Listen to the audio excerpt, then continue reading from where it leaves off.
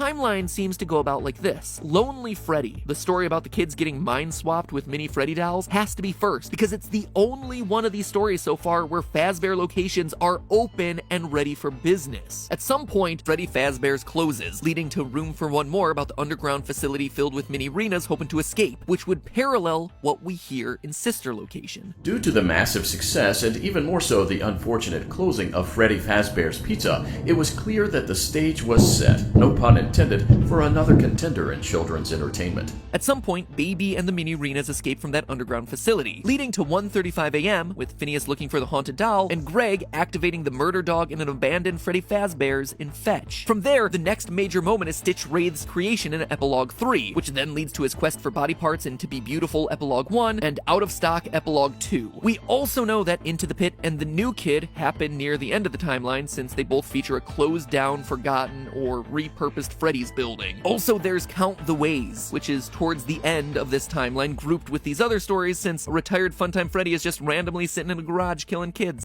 So what we're seeing in these stories appears to be, at least to some extent, the aftermath of that trilogy of books.